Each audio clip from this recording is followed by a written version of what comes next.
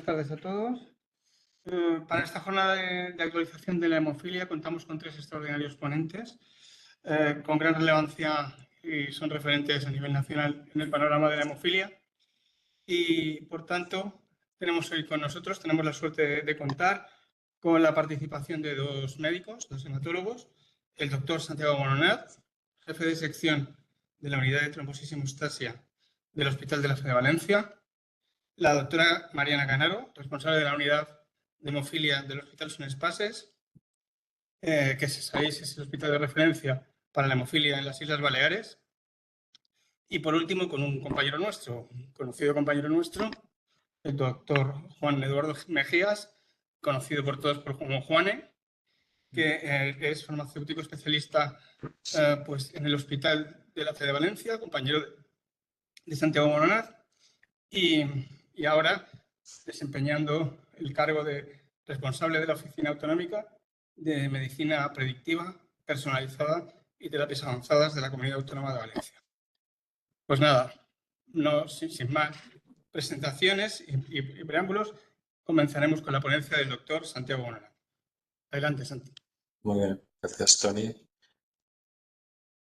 Dejadme que intente. ¿Me confirmáis si se ve? ¿Se ve? Sí, se ve, gracias. Muy bien, venga, pues lo primero, desde luego, manifestaros el agradecimiento por poder participar en una reunión dirigida fundamentalmente a mis compañeros en los servicios de farmacia, entiendo, ¿no? En la que, bueno, tanto Mariana como yo estamos aquí en representación de un modelo de trabajo que incorpora el conocimiento independientemente de donde proceda. Y de eso estamos muy orgullosos. Mi relación y la relación de Mariana lo restringo a las personas que estamos ahora en este evento, ¿no? Pero podría ser extensible prácticamente a muchos lugares de España. Es una relación fluida, profesional, interesante, productiva y, bueno, eso hace especialmente para mí interesante participar en esto. Y el título representado para esta charla o las ideas que yo pretendía aportar es un repaso que creo que va a ser más somero de lo que yo pensaba inicialmente, porque creo que hay un gran conocimiento de esta situación, ¿no? de las opciones terapéuticas disponibles, pero sobre todo intentar encajarlas en un modelo de pensamiento, ¿no? En una corriente de pensamiento o en un debate sobre la utilización de los productos a futuro. No tengo ningún conflicto de interés. Vuelvo a reiterar el agradecimiento en estos días tan negros en Valencia, con el inmenso drama social que ha aparecido, sanitario y social que ha aparecido después de la riada. Y este es un poco el guión de lo que yo quisiera hablar en los próximos 20 minutos o menos, ojalá, ¿no? Hablar de lo que veis en pantalla, hacer un refresco de las hemofilias y de su tratamiento y unas consideraciones a futuro, como decía anteriormente. Lo primero, cifras, datos, números. Si alguien pensara que la hemofilia va a desaparecer, porque es una enfermedad muy conocida en la que el progreso en diagnóstico antenatal o incluso la utilización de todo tipo de recursos para intentar evitar el nacimiento de niños afectados por esta enfermedad. Si alguien pensaba que esto iba a influir en la historia natural, está muy equivocado y estos son los números. Simplemente mirando los espejos, la tendencia es creciente, progresiva y sobre todo ya no tanto en países como el nuestro, con vamos a tener buen acceso a los recursos sanitarios, sino a todo alrededor del mundo. El número de pacientes con hemofilia se estima que supera el 500.000, pero probablemente podría ser el doble perfectamente si consideramos todo tipo de intensidad de la enfermedad, de gravedad de la enfermedad. Y esto es algo que ya sabéis que a mi profesión le gusta mucho, que es hablar de la cascada de la coagulación, que también sabéis que es mentira, porque ahora la cascada de la coagulación ya no es tal, sino es un conjunto de circunstancias simultáneas que tienen que ver entre la interacción plaqueta, endotelio, proteínas plasmáticas. Pero aquí en el centro de la pantalla se sitúa el factor 8. Y uno puede entender que en una hemofilia A, por deficiencia de factor 8, o una hemofilia B, por deficiencia del factor 9, o una hemofilia C, por deficiencia del factor 11, esta es una enfermedad bastante distinta. Lo que sucede es un fallo de la coagulación. Es un fracaso del sistema de hemostasia, sobre todo de esas vías dependientes del factor 8, por eso este cuadradito gris no es gris de forma homogénea. Siempre queda un resquicio para otras vías que intentan sustituir la vía deficitaria, pero lo que tenemos es un fracaso global y un fracaso que está además referenciado, ¿no? O vinculado a su gravedad a la intensidad de la deficiencia de la actividad del factor 8 o del factor 9. Si hay una cierta progresión y eso nos permite clasificar la enfermedad de una manera un poco artificial, pero útil desde el punto de vista clínico en enfermedades moderadas, graves y leves. Las leves realmente de leves tienen poco, pero seguimos utilizando esta construcción. ¿Y cómo la tratamos? Pues básicamente reemplazando lo que falla. Esa ha sido la actitud habitual, la actitud histórica con productos que han ido evolucionando, con factor 8, factor 9, que inicialmente plasmático y posteriormente con modificaciones sobre productos recombinantes, buscando una estrategia de alargamiento de vida media, o incluso con la aparición de algunas sustancias que ya empiezan a estar disponibles, el bimekizumab sin lugar a duda, del cual hablaré muy poquito, y hablaré de alternativas a bimekizumab, y esos agentes rebalanceadores que se vislumbran en el futuro como una acción terapéutica no para la generalidad del paciente con hemofilia, sino probablemente para situaciones especiales dentro de la hemofilia, por llamarlo de algún modo. La profilaxis, que a nadie le quepa la más mínima duda, y yo creo que a nadie le cabe la más mínima duda, de que es el estándar de tratamiento. La Federación Mundial de Hemofilia la recomienda encarecidamente, pero podríamos decir que debería ser obligatoria, porque la prevención del sangrado es la base del tratamiento de la enfermedad y ya un punto más adelante de esa prevención del sangrado es la orientación del restablecimiento de una vida normal. Y es el objetivo que perseguimos en estos momentos con la profilaxis. A pesar de todo, seguimos teniendo los problemas clásicos de la hemofilia, como es el desarrollo de inhibidores en pacientes a los que exponemos a un factor de coagulación que no deja de ser más que una glicoproteína, es decir, un fantástico antígeno para la creación de anticuerpos frente al mismo. Y esas tasas que aparecen en pantalla son el histórico. Ahora esto se ha visto muy modulado porque los pacientes no los exponemos de la misma manera a factor 8 por la irrupción de bimekizumab, pero esa cifra está ahí y es la cifra a la cual van a atender todos nuestros pacientes en conjunto. Es decir, un número muy importante de ellos van a desarrollar inhibidores y esto puede ser un problema a muchos niveles. En el pasado, ¿cómo lo tratábamos? Pues con vías alternativas, factor 7 recombinante activado, como veis en la parte izquierda de la imagen, para activar toda la vía extrínseca de la coagulación, con concentrados de complejo protrombínico activado, como veis en la parte derecha de la imagen, para intentar activar globalmente. Es decir, dos productos muy trombogénicos que lo que intentaban era sustituir el efecto o el defecto del anticoagulante carente. Y, desde luego, la utilización de inmunotolerancia como una manera, una estrategia masiva, ¿no? Para intentar sobrellevar la existencia de un inhibidor intentando anular el efecto del sistema inmunitario que consistía en dosis enormes, repetidas y frecuentes durante un tiempo muy largo para intentar desensibilizar al paciente. Claro, la llegada de bimekizumab todo esto lo ha cambiado. El manejo del inhibidor en estos momentos es aparentemente, no solo aparentemente, muy sencillo. Se basa en la utilización de productos subcutánea de administración semanal, quincenal o mensual, dependiendo del tipo de estrategia elegida, y con la decisión de ampliar con la inmunotolerancia para borrar el inhibidor, que está siendo francamente difícil de poder implementar como una máxima de tratamiento debido a las inconveniencias y a los costos. Mirando desde lejos, toda esta cascada de la coagulación tiene numerosísimas posibilidades de intervención a muchos niveles. O bien inhibiendo sustancias, como veis con los círculos marcados en rojo, pues por ejemplo inhibiendo en la parte baja de la pantalla la vía de la proteína C activada, o inhibiendo la antitrombina, que son fármacos anticoagulantes, por lo tanto potenciando un desequilibrio hacia un estado protrombogénico en la sangre para compensar ese estado prohemorrágico propio de la hemofilia. Es decir, intentar compensar la hemofilia potenciando los otros efectos de la coagulación u otras vías que son vías estimulantes, como por ejemplo la potenciación de la actividad del factor 7 o la potenciación de la actividad del factor 10 activa, o podrían ser otras. No obstante, todo esto es un campo, yo creo que demasiado complejo y exhaustivo, y aquí veis las listas de distintas sustancias, y creo que se visualizarían mejor así. Esta imagen ha sido o es muy utilizada porque añade una matiz de color a la evolución de los tratamientos en hemofilia o a los hitos en el tratamiento de hemofilia, como por ejemplo puede ser la inactivación viral en los años 80 que condujo al cese de la transmisión de enfermedades infectocontagiosas de altísima complejidad o gravedad, como son virus de la hepatitis C, de la hepatitis B o el virus de la inmunodeficiencia humana. Pero hay otros hitos que son los hitos en la creación de distintas moléculas. Y las primeras, y que revolucionaron hace ya 10 años el manejo de la hemofilia, son los fármacos de vida media extendida.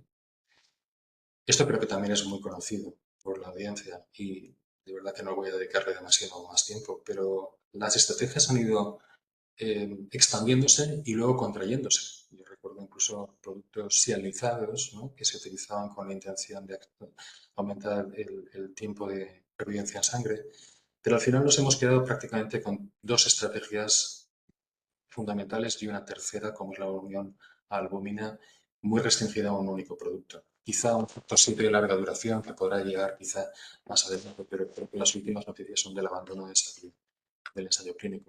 Entonces, la pegilación, que es un procedimiento muy utilizado en farmacéutica o farmacología con productos para incrementar su presencia en sangre, es una vía de éxito, igual que la fusión a la fracción FC de las inmunoglobulinas también es una vía de éxito empleada en multitud de productos que aprovecha esa reinternalización a través del endotelio, etc.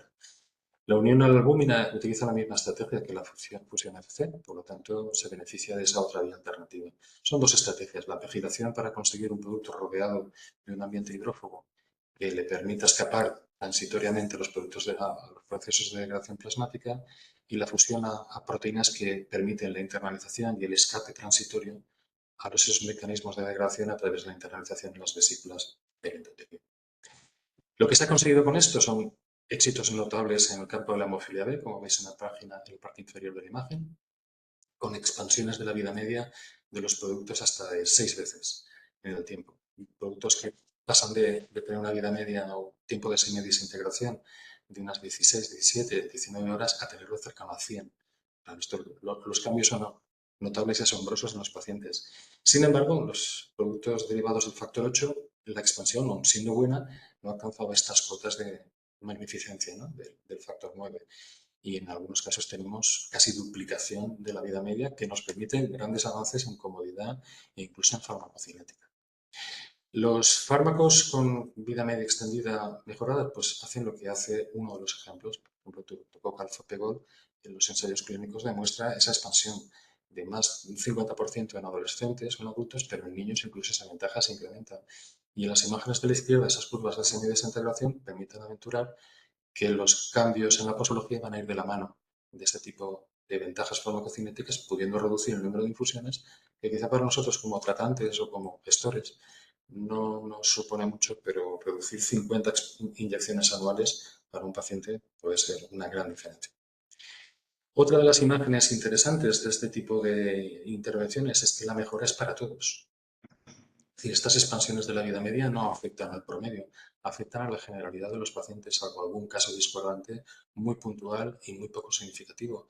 Pero en la parte de la derecha veis como los pacientes que tienen una vida media con un producto, al mutarlos o al cambiarlos a un fármaco de vida media extendida, en todos, salvo un caso discordante, el incremento de la vida media se manifiesta de forma notable.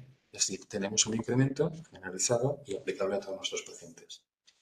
La Federación Mundial de Hemofilia, que no es un órgano rector, pero es un órgano del cual emana conocimiento y recomendaciones, lo tiene muy claro. En las últimas guías, que ya son de hace prácticamente 4 años, remarca el beneficio del factor de vida media extendida en dos aspectos. Primero, que podemos pinchar con menos frecuencia a los pacientes y, en segundo lugar, al horizontalizar un poco más esa curva de farmacocinética, podemos aumentar la exposición al factor durante más tiempo. Claro, ahí hemos sacado, y aquí me permito barrer un poco para casa, pero todos podéis aportar vuestra propia experiencia sin lugar a duda, incluso en forma de publicaciones, pero ¿por qué no? Presentarlo. Algo de lo que estamos muy orgullosos es nuestro nivel de integración y de comunicación y de trabajo en común. Y la farmacocinética ha venido a ayudarnos. Ya se estaba expandiendo antes de los fármacos de vida media extendida, pero la utilización de estos productos en la actualidad lo que nos permiten es combinar un sistema de predicción basado en modelos farmacocinéticos para poder definir las mejores pautas y las mejores estrategias para cada paciente. Vale, ¿con todo esto está todo hecho? Obviamente no. A pesar de todo, nuestros pacientes siguen sangrando y quizá el reto más importante es que aún nuestros pacientes no han dejado de sangrar por completo, que debería ser nuestra aspiración.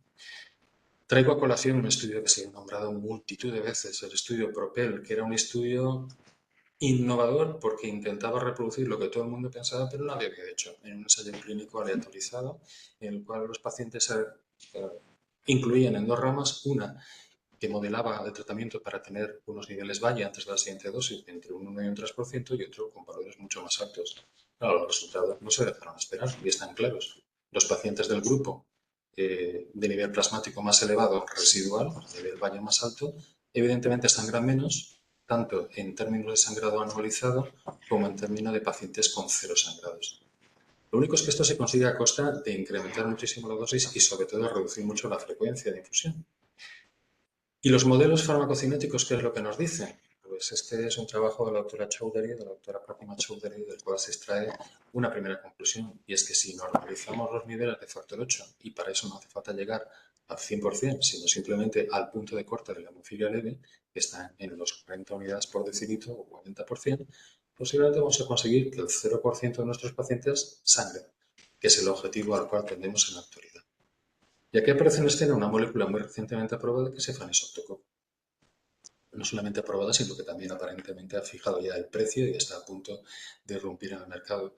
Y es una molécula realmente compleja. Es un factor 8 al cual se le añaden varias estructuras siguiendo un programa de desarrollo farmacológico realmente interesante, en un trabajo con su complejidad, pero que vale la pena revisar, ¿no? Es un producto al que se le añade la fracción FC de las inmunoglobulinas porque deriva de un producto que ya la ha utilizado como estrategia de alargamiento de la vida media, pero además se le suman unos dominios con moléculas extend, que son sustancias biodegradables que juegan el papel del polietilenglicol, y también un segmento o un fragmento del factor von Willebrand que evita la unión del factor von Willebrand nativo y por lo tanto permite superar la capacidad del Willebrand de extender la vida media del producto, superando lo que se podría denominar un techo de cristal o una limitación fisiológica. En consecuencia, es una molécula muy compleja que además ha sido, de la cual ha sido retirado una serie de aminoácidos o un pequeño segmento aminoácidico que son precisamente donde se une el complejo mayor de histocompatibilidad de clase 2, con la esperanza, no demostrada todavía, pero con la esperanza, con la intención de que esto pudiera reducir de algún modo la interacción con el sistema inmune y por lo tanto la inmunogenicidad y el desarrollo de inhibidores. Datos no tenemos todavía disponibles de este producto porque no hay estudios realizados en pacientes previamente no tratados, pero la experiencia clínica nos demostrará qué es lo que hay detrás de todo esto. Claro, el incremento de vida media que consigue esta estrategia múltiple y compartida es asombroso, no sé si es la palabra, porque realmente estaba esperándose que fuera así, pero lo que consigue es un claro distanciamiento. Si los pacientes son capaces de tener unas vidas medias que multiplica por un factor de corrección incluso de 4 veces las ya conocidas y se empieza a acercar al paradigma del factor 9 de vida media extendida, y lo que sí que sucede es que los pacientes que están con efanesoctocog después de una dosis alta, 50 unidades kilo, al cabo de 4 días siguen manteniendo por encima de ese límite del 40% que podría marcar la normalidad, mientras que como factor de vida media extendida estándar convencional, pegilado, como puede ser el Rudoctocog, alfa-pegol o Adinovi, ese incremento por encima del 40% se mantiene únicamente durante el primer día de la infusión. Si las infusiones de efanesoctocog a 50 unidades kilo se hacen cada 7 días, cada semana, lo que sabemos es que los 4 primeros días el paciente va a estar por encima de ese 40% y llegará a los 7 días aproximadamente con un 10% residual, que es el paradigma del Propel, pero con una inyección semanal y no con una inyección cada 2 días, que es lo que se empleó en Propel. Esto se ve contrastado también en el ensayo clínico fase 3 que ha dado lugar a la autorización, Extend-1, efanesoctocog es capaz de reducir la tasa anualizada de sangrado de los pacientes tratados con profilaxis previamente con otro tipo de factor 8, hasta cifras importantes, reducir de un 2 o un 3, en este caso de un 3% hasta menos del 1% la tasa anualizada de sangrados. Siguiendo con esta gráfica de los nuevos productos y ya de forma un poquito más acelerada, tenemos la estrategia de los fármacos reemplazadores, no sustitutivos, sino reemplazadores de la hemostasia, es decir, los fármacos miméticos del factor 8. El primero de los cuales es emicizumab, del cual ya sabemos muchas cosas y creo que no es necesario volverlas a mencionar, un fármaco que ha revolucionado por completo el manejo de la hemofilia en muchos aspectos, pero tenemos cosas que puedan mejorarlo. La siguiente molécula viene de la propia mano de Chugai, NXTO Next 007, al cual le han puesto un nombre curioso, quizá jugando con la analogía de James Bond, por lo que algunos sospechan, aunque esto no lo sabemos, pero es un fármaco que pretende modificar, es una mejora, es una un rediseño de la misma molécula que intenta aprovechar el conocimiento en cuanto a afinidad, factor 8, etcétera, para incrementar su potencia, y se habla de que los niveles de actividad de generación de trombina realizados con NXT007 tendrían una actividad equivalente no a un 15 o un 20% de factor 8, como actualmente se considera que tiene Micizumab, sino incluso un 100%. No tenemos mucha más información disponible que los ensayos clínicos en fase avanzada. Otro producto muy prometedor es un producto similar, pero no igual, a Micizumab, que es MIM8 o MIM8. Es un producto que promete también una tasa de generación de trombina superior a Micizumab, que en los ensayos clínicos en fase 1-2 ya hablaba de una potencia 15 veces superior, y esta potencia 15 veces superior se orientaba ya no tanto a incrementar, por lo menos en los primeros trabajos, a incrementar la capacidad hemostática, sino incluso a reducir la dosis si se comparase con el Micizumab. Los ensayos en fase 1-2 han proporcionado mucha información en cuanto a seguridad del producto, estableciendo que la seguridad es similar a las estrategias similares a la misma, y además con unos comportamientos farmacocinéticos también propios de un producto de administración subcutánea y que se estiman alrededor de los 30 días, con los cuales nos da un perfil de protección basal del paciente elevado con respecto al Micizumab. En cuanto a los agentes rebalanceadores que hacen la función que mencionaba anteriormente de conseguir un estado protrombótico, tenemos muchos en estos momentos. Algunos de ellos ya han alcanzado la comercialización en algunos países, como son algunos de los derivados del TCPI, perdón, algunos de los inhibidores del TCPI en estudio. TCPI es una molécula reguladora que limita la vía extrínseca de la coagulación, básicamente porque inhibe la formación del complejo tenasa a partir del factor 7 activado, factor tisular y factor 10. Y TCPI es una molécula reguladora interesante que a través de anticuerpos monoclonales puede ser bloqueada. Había 3 productos, actualmente solamente quedan 2 en competencia, y ambos dos, que son Concizumab y Marstacimab, tienen una especificidad directa sobre el dominio UNIX2 del TCPI, mientras que otro producto que ya ha suspendido su experiencia en ensayo clínico por incidencia de episodios trombóticos iba dirigido sobre los 2 primeros dominios comunicados. Estos 2 productos, Concizumab y Marstacimab, ya han llegado a fase 3, uno de ellos, en concreto Concizumab, ya ha sido aprobado para su comercialización en algún país, entre ellos Canadá. Este producto, igual que los siguientes, tuvo una alerta de seguridad después de la aparición de eventos trombóticos en algunos pacientes, y el ajuste de seguridad que se estableció fue en relación con el comportamiento farmacocinético. Y actualmente se estima que la pauta de tratamiento de los pacientes debe iniciar con una dosis estándar para todos ellos, y en función, en un periodo de 5-8 semanas tras el inicio del fármaco, en función de los niveles plasmáticos de Concizumab, el ajuste de dosis tiene lugar subiendo o bajándola para conseguir una estabilización o una estandarización en todos los pacientes. Desde ese momento no se han vuelto a comunicar eventos trombóticos. La capacidad profiláctica de Concizumab en pacientes, en este caso con inhibidor, es una capacidad de prevención realmente notable, con medianas de sangrados de 0, lo cual significa que al menos el 50% de los pacientes están libres de sangrados considerados globalmente. Marstacimab lleva un progreso y un desarrollo un poco más retrasado que Concizumab, pero también es un fármaco que ha conseguido mejoras respecto al estándar de tratamiento, como veis en rojo en la pantalla. No hay datos de la misma categoría, por lo tanto no son comparables los resultados de esta información con la anterior, pero lo que sí que se puede decir es que es un fármaco que va a dar también mucho que hablar en población muy concreta de pacientes, que es básicamente pacientes que no tienen alternativas terapéuticas actuales, como puede ser pacientes con hemofilia B, con y sin inhibidores, fundamentalmente con inhibidores. Otra estrategia es el Fitusiran, que es un RNA de interferencia que ha sido experimentado por la compañía, por Alnylam, en distintas entidades, como también podéis ver en pantalla, y que es una estrategia también muy interesante porque es el silenciamiento génico, basado en la utilización de RNA de interferencia, que se puede utilizar para disminuir, por ejemplo, las porfirinas, como es el Fibosiran, o para disminuir la antitrombina. La capacidad de inhibición de trombina es realmente importante. Sitúa a los pacientes en situación de trombofilia, con una disminución hasta niveles cercanos al 10%, y con una capacidad de generación de trombina que prácticamente equipara la capacidad de generación de trombina del paciente sin alteraciones de la hemostasia, pero también debido a esta capacidad de provocar un estado protrombótico, Fitusiran ha presentado a algunos de sus pacientes complicaciones trombóticas posiblemente relacionadas con la utilización y que han motivado un ajuste de dosis para conseguir unos niveles de antitrombina no tan profundos, en el 10% o en el 8%, sino en un rango entre el 15 y 35, como veis en la pantalla, que podría dar una equivalencia a niveles del factor 8 entre 20 y 40, siempre tomando estas analogías de una forma muy especial. Esta revisión de la dosis y del régimen, buscando, según los niveles de antitrombina, un ajuste de dosis, ha conseguido que el fármaco en fase 3 siga dando unos resultados estupendos en términos de prevención de sangrados sin nuevas complicaciones hemorrágicas.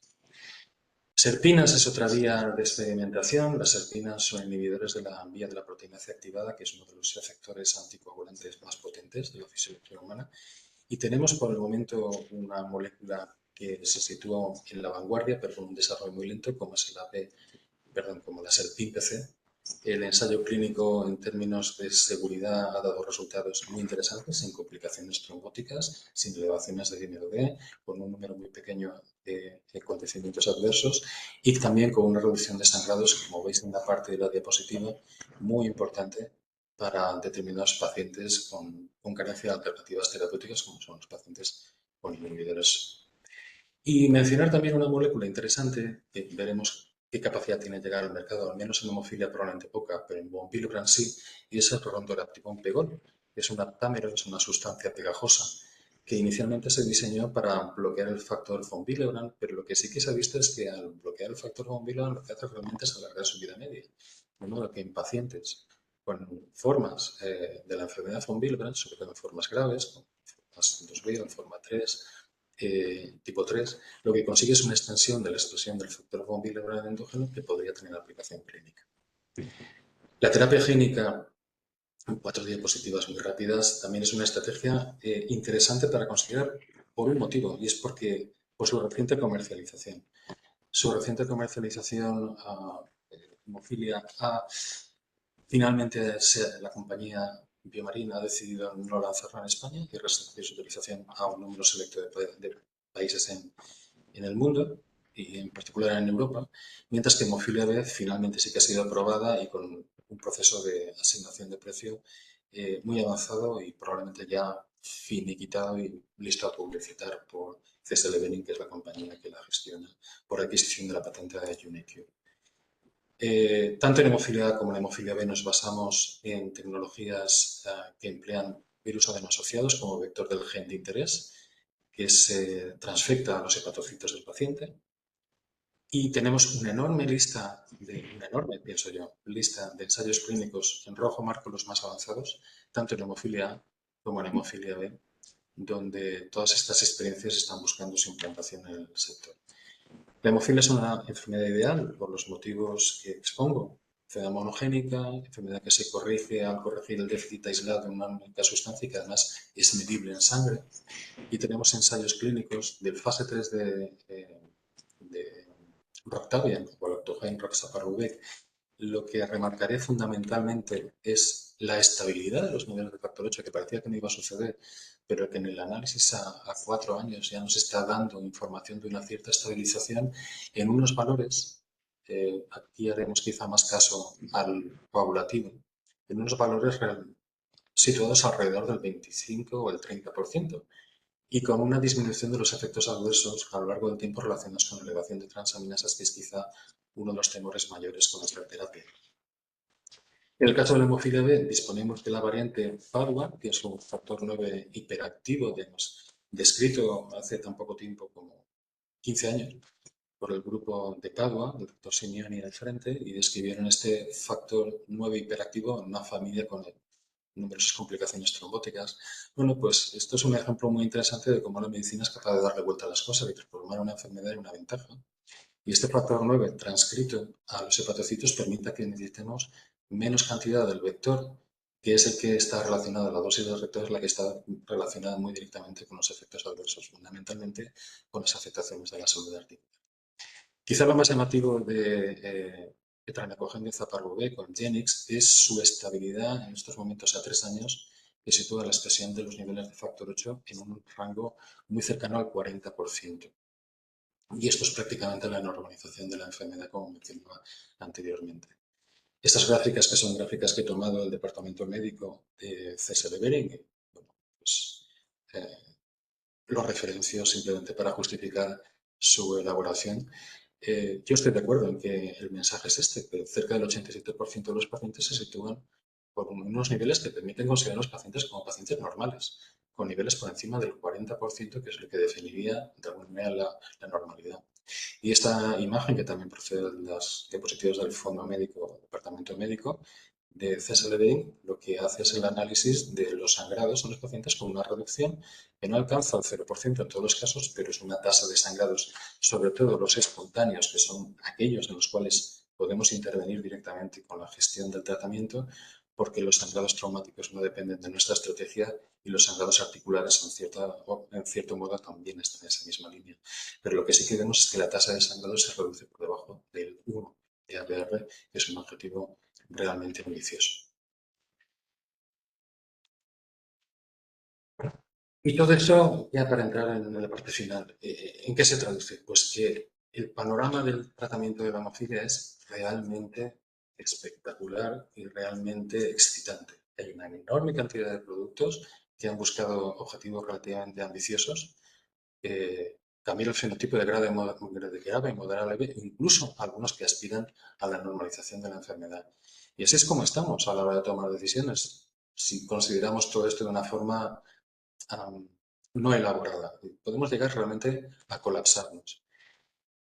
Pero el cambio de tratamiento depende, sistematizando un poco nuestro pensamiento, o al menos esta es la propuesta que yo os hago, ¿cómo podríamos plantear el cambio de tratamiento? En primer lugar, tenemos que considerar las propiedades del tratamiento. En segundo, las necesidades del paciente. ¿Qué es lo que queremos tratar o controlar? Y en último lugar, saber si tenemos o no tenemos el producto disponible en nuestro centro. La conjunción de todas estas condiciones podría hacer que el 100% de nuestros pacientes cambiaran, pero cada uno va a tener una necesidad. Y esta imagen intenta describir de una manera, pues, incluso un poco cómica, si me lo permitís, cómo son las necesidades. No son las mismas en los niños pequeñitos que en los ancianos que no han sido tratados anteriormente, y todos tienen distintas interrogantes y distintas condiciones que limitan su manejo. Y luego esta imagen lo que intenta es reproducir el marasmo de cambio, no es una imagen biomédica, es simplemente una imagen para describir que los pacientes van cambiando y una necesidad en un niño cambia de una manera distinta cuando es adolescente y vuelve a tener necesidades quizá parecidas cuando entra en la edad adulta.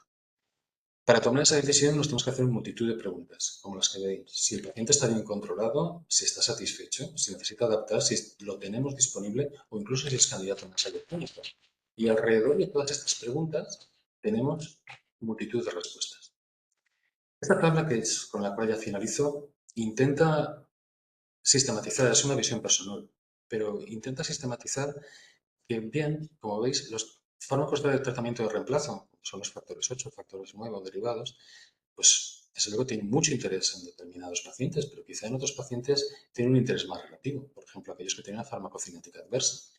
Los terapias de no reemplazo, es decir, Imicizumab, Mimate, NXT007 y todos los que vengan, obviamente van a tener una importancia relevante en algunos pacientes, pero en otros pacientes va a pesar menos. Como por ejemplo, pacientes muy activos, en estos momentos podemos garantizar mucha mejor cobertura con el factor 8 que con el Imicizumab. Y la terapia génica obviamente carece de información en muchos de ellos, pero en otros, por ejemplo, pacientes con graves dificultades para acceso venoso o acceso hospitalario, podría ser una alternativa interesante.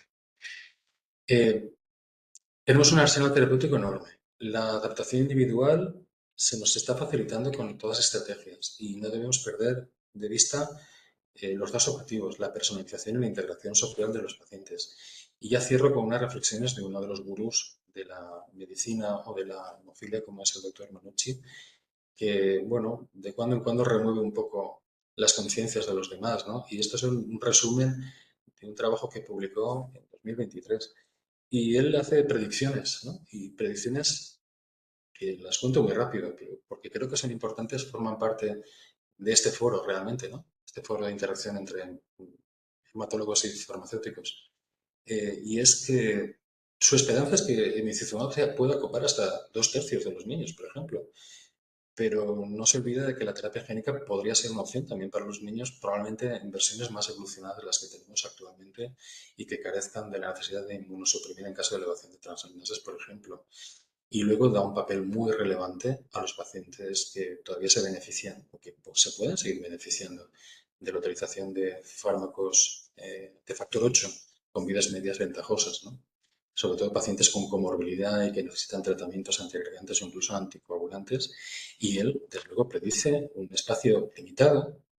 Little parece un concepto despectivo, pero un espacio limitado para los agentes rebalanceadores, pero hay algunos pacientes, hemofilia B con inhibidores, por ejemplo, o formas graves de factor von Willebrand, que podrían ser realmente muy felices con este tipo de medicación, aunque obviamente su entorno a una enfermedad rara dentro de las raras hace que no vayan a ser masivos. Y nada, 3 minutos fuera de plazo, pero os agradezco desde luego muchísimo la atención y nada, quedo disponible para las preguntas. Gracias. Muchas gracias, Santi, por tu ponencia.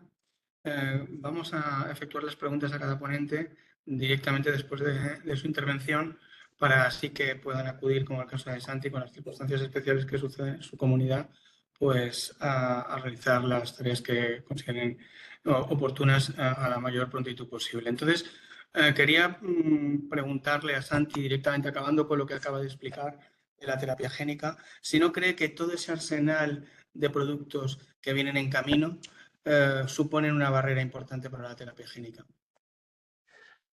Sí, sí. Pero yo no pensaría como una barrera. Es decir, la terapia génica podría ser una barrera si fuera el tratamiento de elección, que no lo es. La terapia génica es una alternativa muy interesante. Yo realmente agradezco mucho y veo que Mariana también asiente un poco con la cabeza.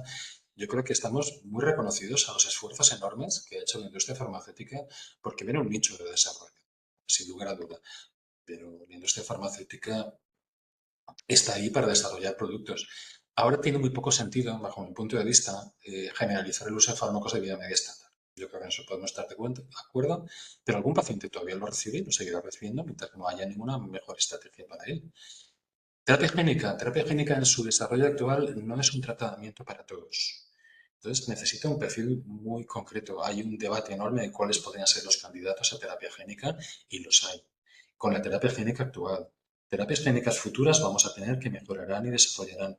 Pero recordad que la terapia génica que estamos utilizando tiene una antigüedad no mayor de 7 años, que es el periodo de seguimiento de los fármacos en Valoctocogem, por ejemplo, el ensayo clínico de fase 1-2 tiene 7 años de duración y en 7 años el producto está comercializado, aprobado, comercializado y utilizado en práctica clínica en algunos hospitales en Europa y en Estados Unidos. Esto es asombroso. Entonces, bueno, lo cierto es que al paciente lo que tenemos que hacer es solventarle el problema. ¿Con qué herramienta? Pues con aquella con la que consideremos que el efecto es más beneficioso. Y creo que en este sentido terapia génica tiene un papel limitado, pero tiene un papel y no es la opción prioritaria considerada poblacionalmente.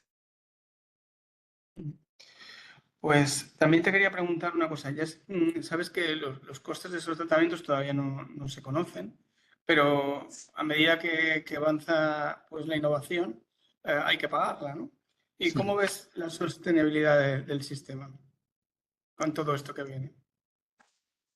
A ver, te puedo hablar de lo que hemos hecho hasta ahora. De lo que va a venir no tengo ni idea.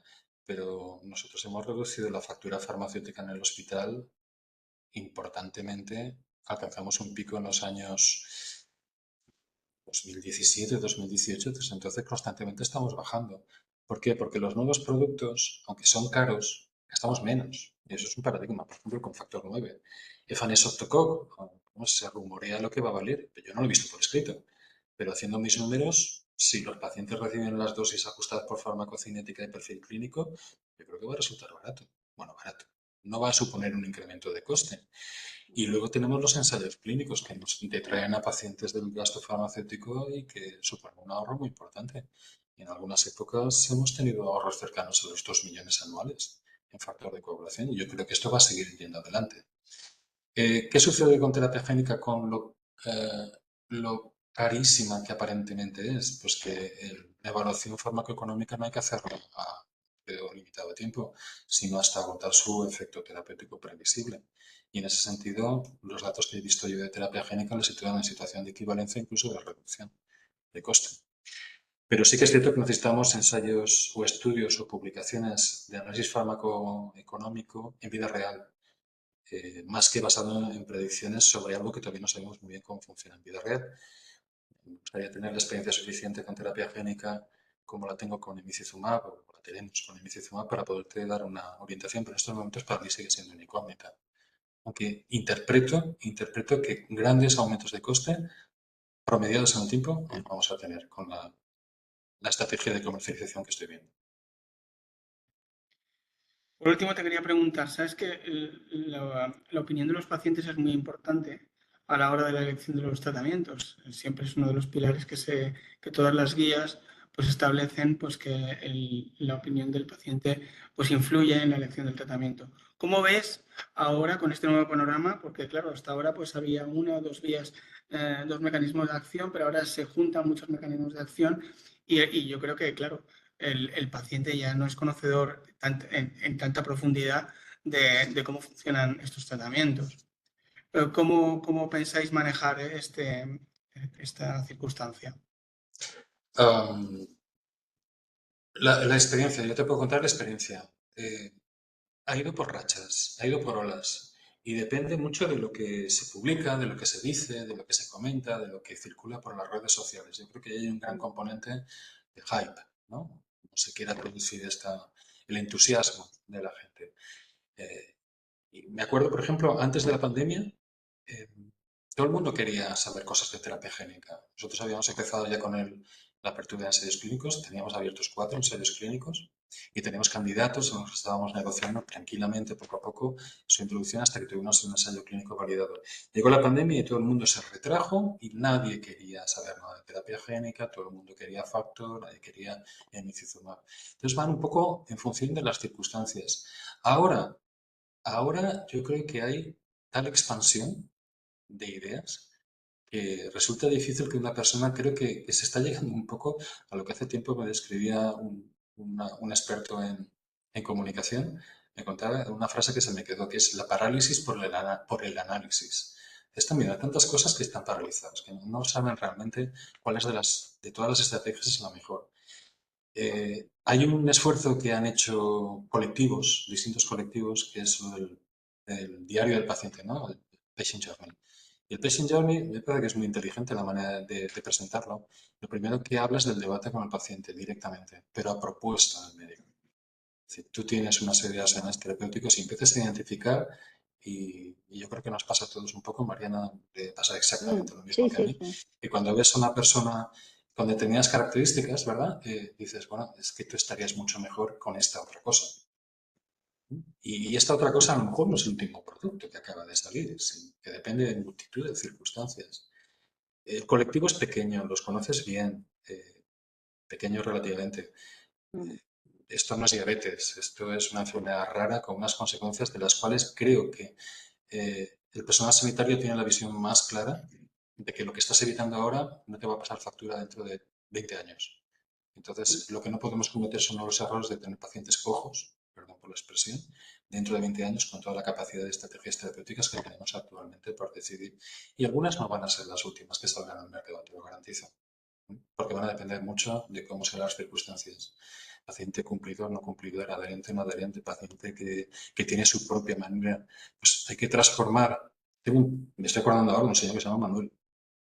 Este señor se pone el factor cuando le da la gana, pero viene y te lo dice. Dice, mira, yo hago mucho deporte, tengo un barquito de vela, soy muy deportista, Juan lo conoce, seguro que ya sabe de quién estoy hablando. Dice, mira, a mí me dices 2 veces por semana, pero no, yo me la pongo en la profilaxis un lunes y luego me espero al sábado porque tengo competición. Pues este hombre lo hace perfecto. ¿Tengo alternativas? Pues a lo mejor no le puedo dar tanta flexibilidad con un emicizumab, por ejemplo. O a lo mejor terapia génica tampoco es la buena solución. A lo mejor tengo que seguir con un EHL, ¿verdad? Y así cualquier ejemplo que quisiéramos poner. Por último, tenemos aquí una pregunta del doctor Mercadal que nos dice que, por tanto, debemos tener precaución en el uso de las terapias génicas, dada la falta de datos a largo plazo, ¿verdad? Hay Bueno, temor de los efectos secundarios a largo plazo en la terapia génica, como el caso del CRISPR. ya, pero sí, pero si hiciéramos esto no innovaríamos nunca. Que la terapia génica se va a aplicar en un conjunto de pacientes relativamente reducidos si lo comparamos con emicizumab. o si lo comparamos con Ethan y Softeco, o si lo comparamos con, no sé, cualquier otro producto que quieras pensar, factor 9 de la regulación, pero habrá un subgrupo de pacientes que se beneficiará de los cuales vamos a sacar información y tenemos que estar muy atentos a los resultados en vida real. Tenemos la información del ensayo clínico, es una información controlada y sabemos que son procedimientos muy seguros en todos los aspectos, hasta ahora, en un colectivo pequeño de pacientes. Sabemos cuáles son las alarmas fundamentales relacionadas con la salud hepática y sabemos cómo medirlo y qué técnicas utilizar, mejor coagulativo que no cromogénico o aplicar un factor de corrección. Y sabemos que utilizan un 9 PADUA en algunos casos. Tenemos muchísima información, a lo que tenemos que empezar es a trabajar con ella.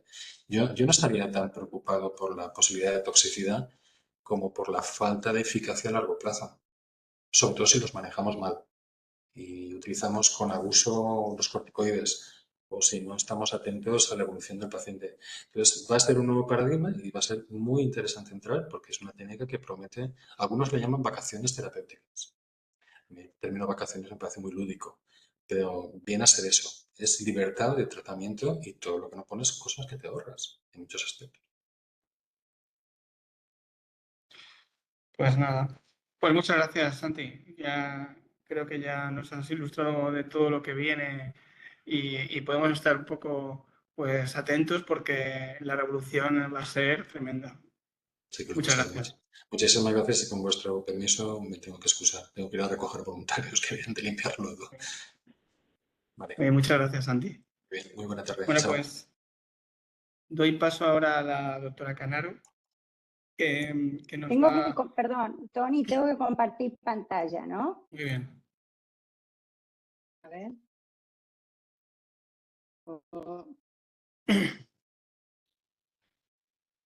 Ahí lo veis. La doctora Canaro nos va a hablar de la atención multidisciplinar e integral de la hemofilia y cómo se debe realizar su abordaje. Ahí veis Muchas la gracias, María. presentación. Sí, sí. Vale, ok. Bueno, luego de esta larga presentación de Santi sobre los tratamientos, bueno, en primer lugar, gracias por invitarme. Siempre es un placer estar aquí ya, como la otra vez en febrero y tal. Y a mí me toca un poco hablar de la atención multidisciplinar integral de hemofilia. ¿Y esto qué quiere decir? Básicamente, que estos tratamientos... No, espera que no me pasa.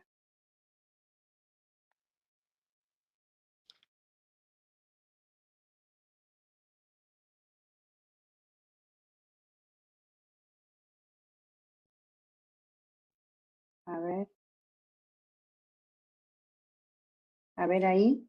Ahora sí, ¿no? Sí, sí. Vale. Vale. Todos estos tratamientos que describió Santi es como una parte del tratamiento del paciente y de la atención del paciente con hemofilia, los cuales si no van acompañados, como lo vamos a ver, de un equipo multidisciplinar, realmente es como un tratamiento parcial de lo que es en realidad la hemofilia, ¿no? No me pasa, no sé por qué no me pasa. A ver.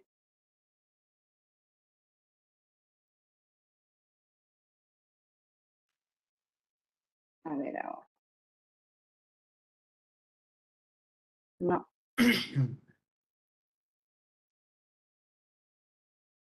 ¿Ahora me lo veis? Tony, Sí, bueno, ahora no vemos nada. ¿no No ven? vemos nada ahora. Ahora nada. No. Oh, que hace mucho que no uso Webex. No me acuerdo bien cómo era. A ver. Cuando pongo compartir, ¿es pantalla, PowerPoint o qué? Prueba con pantalla, que a veces va A mejor. ver, ahí he probado con... Estaba en pantalla, justamente. Se ve la presentación entera, pero no maximizada. A ver ahora. Ahora Sí. Ahí sí, lo pero va veis a pasar. bien. Sí, ahora sí. Ah, Ahora sí. listo. Bueno, genial, perdón. Bueno, entonces, como les estaba diciendo, realmente el tratamiento de la hemofilia desde hoy en día no se trata solo de parar el sangrado, no se trata solo de el sangrado. Hace varios años probablemente lo era porque, bueno, se dependían de diferentes productos no había disponibilidad de todos los concentrados en muchos países, con lo cual realmente lo que más preocupaba era el sangrado. La medida que se fue solucionando gracias a los tratamientos que comentó Santi, a la evolución de estos tratamientos, han quedado realmente no solo secuelas de esas épocas, sino aún en los pacientes jóvenes que tenemos ahora, hay determinadas situaciones que todavía hacen que tengamos que ocuparnos en forma integral de la atención de estos pacientes, debido a los dolores, a la salud articular, la vida laboral, la actividad física, aspectos psicológicos, etc. Por lo tanto, ¿cómo definimos la atención integral de la hemofilia? Bueno, es un enfoque holístico, ¿no? Que abarca aspectos médicos y psicológicos. El objetivo es que los pacientes lleven una vida normal, entre comillas, ¿sí? Que nada que ver con el concepto free mind que ahora está como muy de moda, ¿no? Y es muy importante y requiere la colaboración multidisciplinaria de hematólogos, pediatras, fisioterapeutas, farmacéuticos, enfermeras, psicólogos, odontólogos, traumatólogos, etcétera, que una gran cantidad de profesionales que en determinados momentos de la vida del paciente tienen que intervenir, ¿no? Y a mí este es un gráfico que me gusta mucho porque refleja perfecto todos los especialistas que se ven envueltos en el tratamiento de este paciente, ¿no? Como los hematólogos y pediatras, juntos con los rehabilitadores, traumatólogos en el caso, el farmacéutico en colaboración, sobre todo con los hematólogos y pediatras en emergencia. Luego, también una colaboración con los dentistas. Nosotros tenemos no es una unidad, pero tenemos dos dentistas ya hace muchos años que atienden aquí en Solespaces o en el Hospital General a los pacientes con coagulopatías. Luego, relacionados con las portadoras, ginecólogos, genetistas, que también son muy importantes a la hora de brindar atención a estos pacientes en determinados momentos. Y por supuesto el psicólogo y trabajadores sociales que muchas veces también tienen que participar en la atención de los pacientes. Con respecto al tratamiento, los hematólogos los tenemos bastante claros, los farmacéuticos y los traumatólogos y los hematólogos, en función de los tratamientos que disponemos, como explicó Santi, conocemos la eficacia, la seguridad, los datos de vida real, tenemos bien clasificados los pacientes con respecto a los que están tratados previamente, los no tratados previamente, la disquisición en algunos tratamientos para niños y otros no, como ocurre que hay concentrados que pueden ser para niños y otros no, las pautas de tratamiento de cirugía, de la profilaxis, luego los estudios de farmacocinética, la presencia de inhibidores, como comentó Santi, y la calidad de vida de los pacientes. Y esto, es un paper que leí hace poco, que realmente me parece muy interesante. Santi habló del patient journey, y es verdad, hoy en día realmente es es una gran decisión por parte de padres y el médico tratante para determinar cómo va a ser tratado ese niño recién nacido, que tiene que ver también con la historia de la familia, tiene que ver con las características del neonato que nace. Luego, cuando son bebés, cuando gatean, cuando son realmente niños que todavía muy, muy, muy, muy dependientes. Y luego, en el futuro, determinar qué tipos de tratamiento seguirán estos pacientes. Hoy en día ya tenemos alternativas, hay varias estrategias de inicio de tratamiento en estos pacientes, que es lo que hay que discutir realmente con los padres en una decisión compartida. Y posteriormente, bueno, tenemos claro, también dijo Santi, la profilaxis personalizada es el gold standard del tratamiento con concentrados de factor, ya sea en hemofilia A o hemofilia B, ¿sí? Donde el objetivo es reducir la tasa de sangrado. En una época se hablaba de sangrado cero, que lamentablemente todavía no se ha conseguido, por la optimización de frecuencias de dosis, la optimización del consumo del factor y también ajustar a las necesidades y estilo de vida de los pacientes. Por supuesto, esto a través de estudios de farmacocinética, como comenté, a través de programas de conocer aplicaciones como WAPS para conocer los niveles óptimos necesarios para cada paciente. Y en el caso de emicizumab, los pacientes también tratados con emicizumab, que también de alguna manera es una profilaxis personalizada porque se eligen los pacientes para este tipo de tratamiento, de acuerdo a sus circunstancias, ¿no?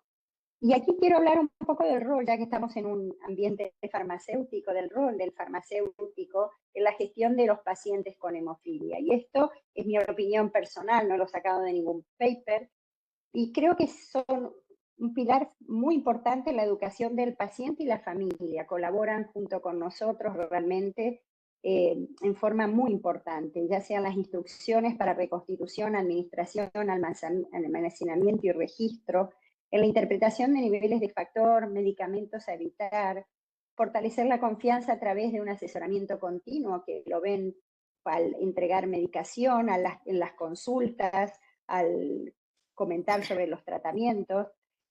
Con relación a las recomendaciones y cuidados no farmacológicos, muchas veces realmente al estar tan en contacto con el farmacéutico les va más, y es lógico que pase, comentar si han tenido algún tema, algún sangrado, algo, y también el farmacéutico recomienda concurrir al hospital si es necesario.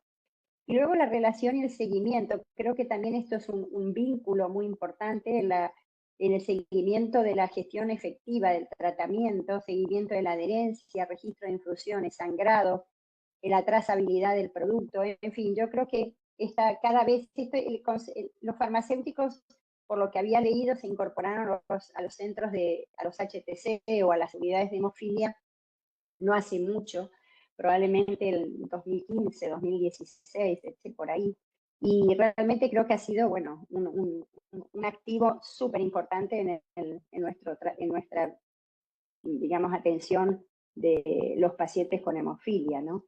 Por lo tanto, yo en vez de hablar de la función de cada uno, que más o menos está bastante definida, yo me puse a pensar y dije, bueno, muy bien, prácticamente tenemos esta atención integral, por lo menos en la fe seguro, nosotros, a lo mejor en otros sitios no tan completo, pero ¿cuáles son los retos ahora de nuestra atención integral, no?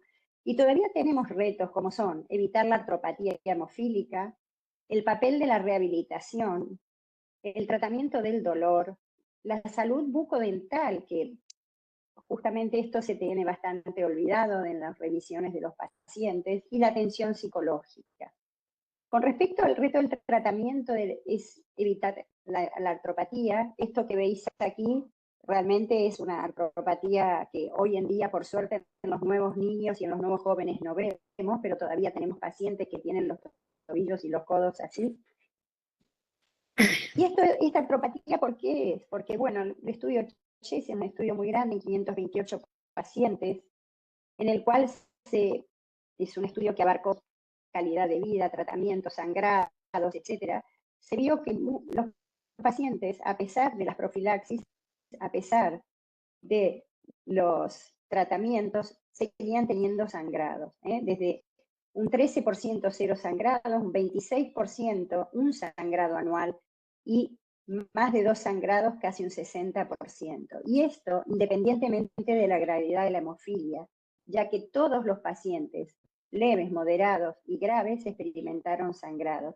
Por lo tanto, esto tiene que seguir, realmente esto es como un desafío muy grande, porque si vamos a tener tratamientos curativos en el futuro, los pacientes tienen que llegar con articulaciones normales o casi normales. De nada sirve un paciente tenga 40 o un 50% de factor, de nivel de factor, si tiene una artropatía en el tobillo o tiene una artropatía en la rodilla.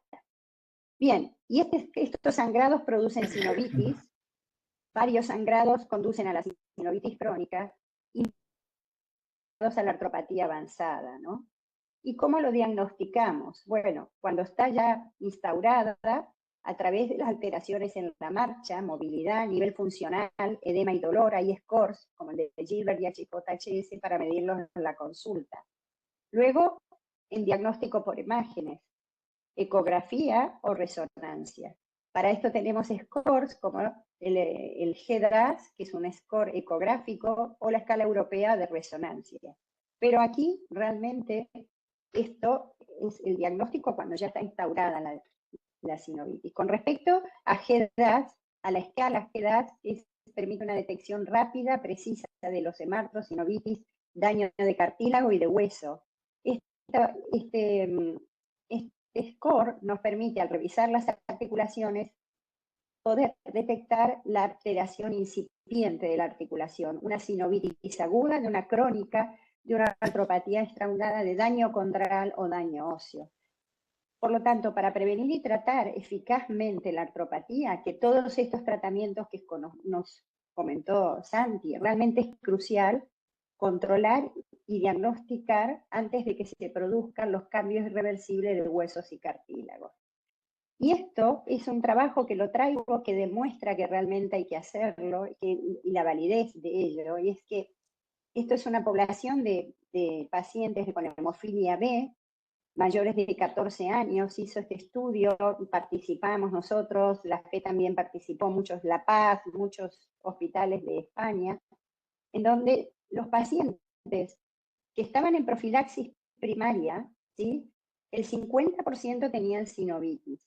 Esto quiere decir que pacientes con hemofilia B y en tratamiento de profilaxis primaria aún han tenido sinovitis. Con lo cual esto es otra alerta para decir, señores, hay que seguir insistiendo en que no ocurra la sinovitis, ¿no? Porque la sinovitis que trae el dolor, otro reto que tenemos, ¿no? Este es el estudio de Riley que se hizo en el 2011 y donde hasta el 85% de los presentaron dolor en los últimos 6 meses, o sea, el 85 y el 89% reportó dolor que interfirió en las actividades de su vida diaria.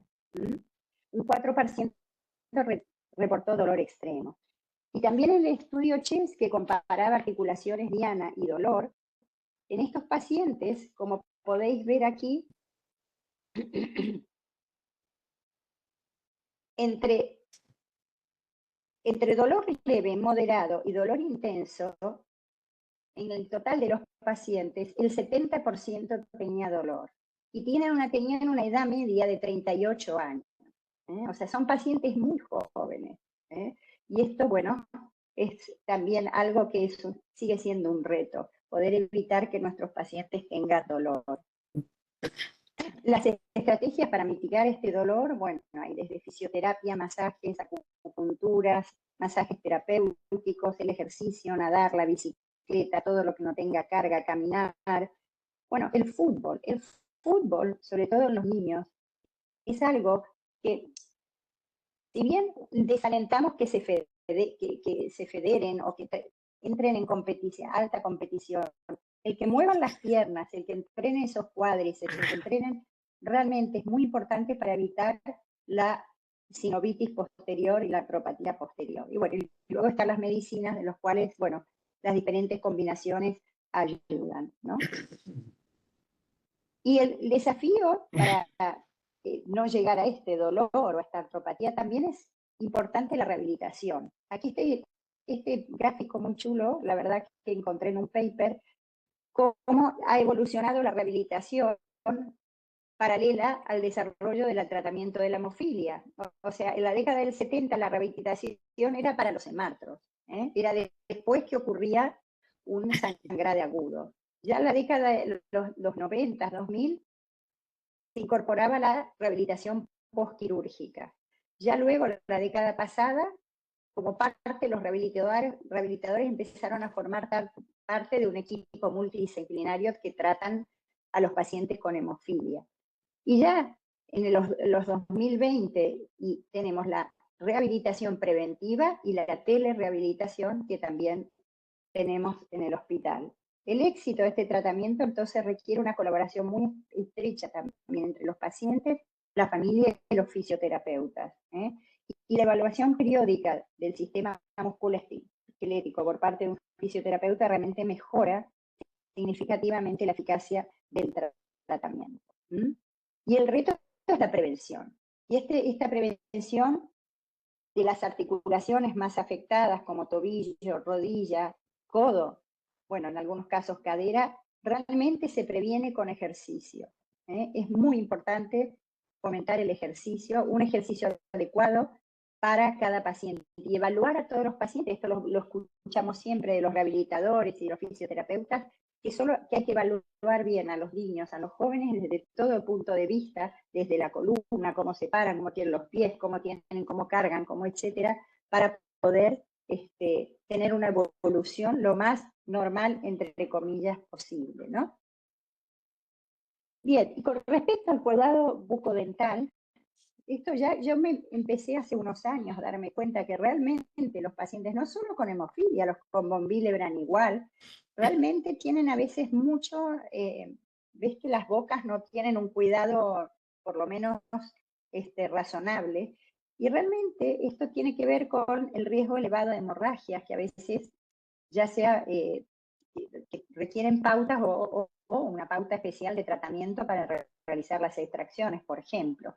Los pacientes tienen miedo al sangrado y por lo tanto posponen las visitas al dentista, las limpiezas, etc. Tienen caries, enfermedades periodontales que no tratadas causan sangrados espontáneos y frecuentes.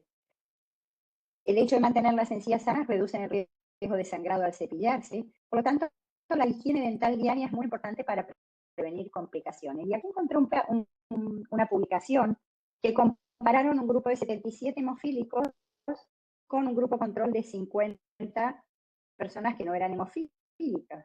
Y bueno, evaluaron un montón de parámetros, pero yo marqué aquí en rojo los que me importaban más.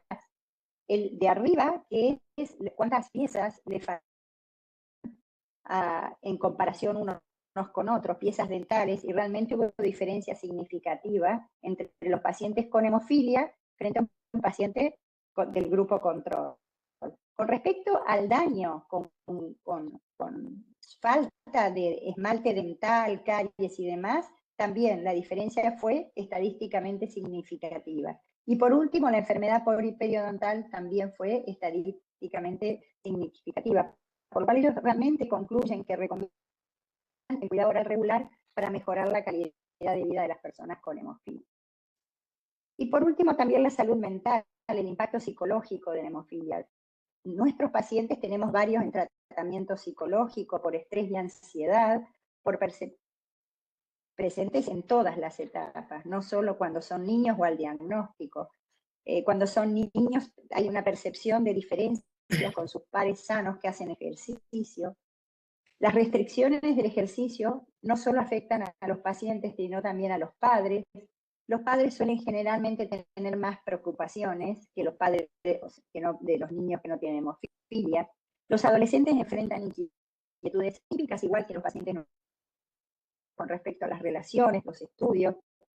También tienen dificultad para hablar ciertos temas en familia, con lo cual un psicólogo clínico es clave. Y lo otro es que los tratamientos actuales permiten mayor actividad, mayor libertad, pero también desafían la adherencia, ¿no? Por otro lado. Por lo tanto, la transición entre la adolescencia y la adultez requiere una vigilancia un poco más específica.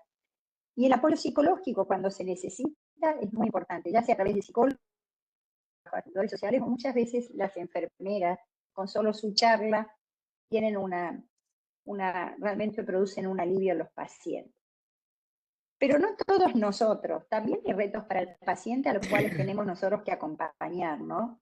Y que son ser capaces de gestionar su enfermedad, cumplir con la medicación, planificar los procedimientos, seguimientos de un plan de tratamiento, frente a las complicaciones hemorrágicas, ya sea articulares, musculares, y el impacto en la vida diaria, ¿no? Tener en cuenta que los pacientes tienen que de alguna manera, no digo hacerse cargo, pero que tienen que ser conscientes de las actividades, de su cuidado personal diario, utilizar las apps, las actividades de ocio, practicar deportes, la autoestima, asistencia al trabajo, a la escuela, etc.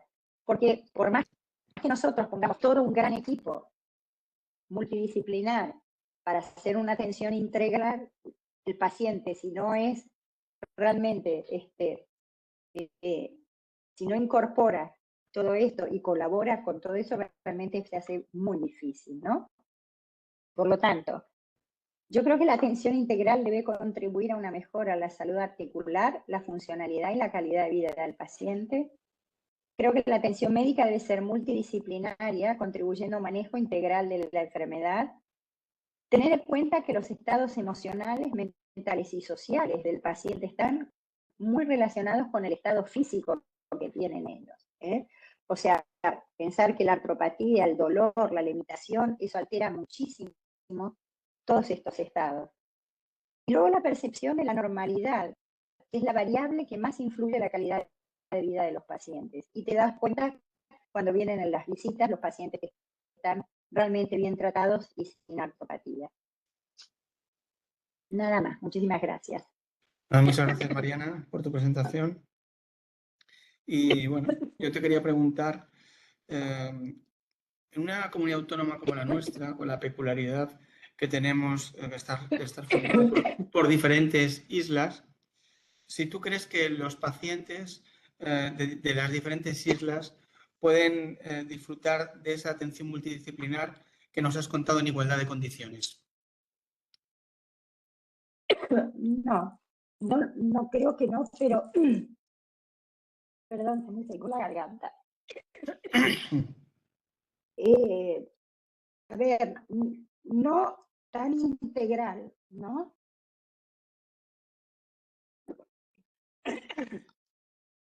Porque para eso deberían trasladarse aquí a Mallorca para revisiones articulares, para, bueno, tener esa sensación de equipo, ¿no? Como puede ser farmacia, rehabilitación.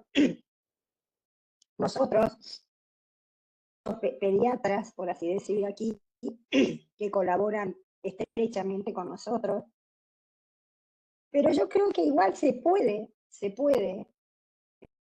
las islas, tanto en Ibiza, que a lo mejor está como un poco más montado, realmente generar una especie de equipo multidisciplinar. Realmente yo lo creo, porque lo más importante es mantener la comunicación entre todos. Yo creo que teniendo comunicación, aunando herramientas, como podría decir, la comunicación que yo tengo con los hematólogos, tanto de Ibiza, con Menorca, es muy fluida, llevamos los pacientes en conjunto, se toman decisiones en conjunto, muchas veces hacemos reuniones por webinars, etc. Y realmente creo que no exactamente igual, pero creo que sí se puede asemejar bastante. Y también te quería preguntar una cosa por el servicio de urgencias. ¿Cómo crees que la situación de cuando un paciente llega a urgencias, los hematólogos que están allí muchas veces no son conocedores profundos de la hemofilia, ¿no? Entonces, ¿cómo crees que puede mejorarse esa atención al paciente que llega a urgencias con una necesidad urgente, claro? Bueno, el tema es así. Nosotros tenemos, como tú sabes, un móvil de hemofilia, ¿no?